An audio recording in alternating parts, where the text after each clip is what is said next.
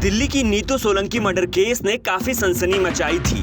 नीतू सोलंकी पेशे से software engineer थीं। अपने सपनों को पूरा करने के लिए दिल्ली के मटियाला इलाके को छोड़कर सिंगापुर चली गईं।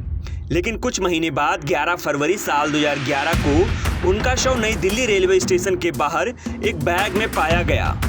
शव मिलते ही हड़कंप मच गया। पुलिस पहचान करने में जुटी।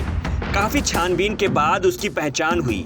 पहचान करने में पुलिस को 12 दिन लग गए। उसकी कमर पर मोर पंख के टैटू से उसकी पहचान की गई।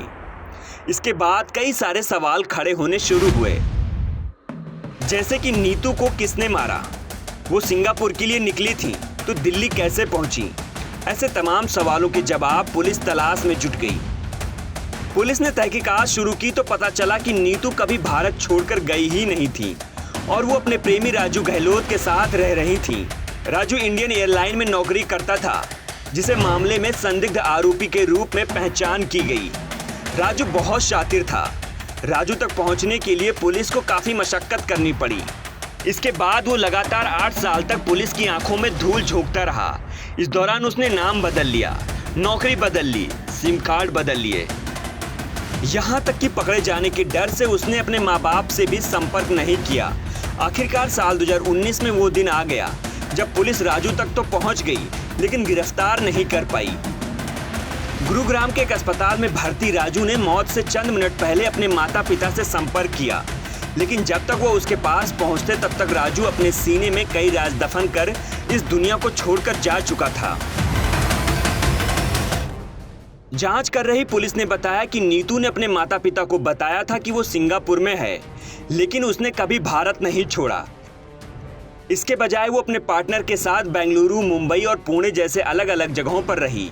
वो राजू से शादी करना चाहती थी, लेकिन उसके परिवार को मंजूर नहीं था।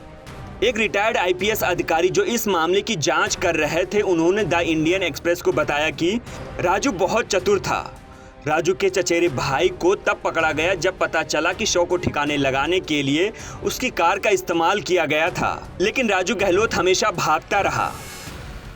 वो सबसे पहले गोवा गया, कुछ समय रुका, परिवार से संपर्क बनाने के लिए 15 सिम कार्ड यूज किए।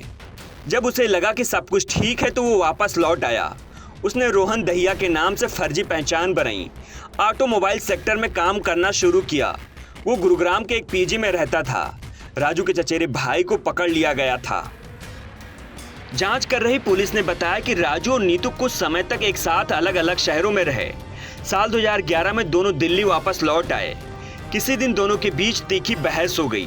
बहस की वजह यह थी कि राजू नौकरी छोड़कर आसानी से पैसा कमाने के लिए छोटे मोटे अपराध करना शुरू किया, जो नीतू को पसंद नहीं था, जिसके बाद से दोनों में बहस शुरू हो गई थी। राजू गुस्से में आकर नीतू की हत्या कर दी। हत्या के बाद शव को ठिकाने लगाने के लिए उसने अपने चचेरे भाई की मदद ली। मामले के एक अन्य अधिकारी ने बताया कि हम नीतू के हत्यारे तक पहुंच गए थे, उसकी पहचान भी हो गई थी, लेकिन हमारे पहुंचने से पहले ही आरोपी ने दम तोड़ दिया था।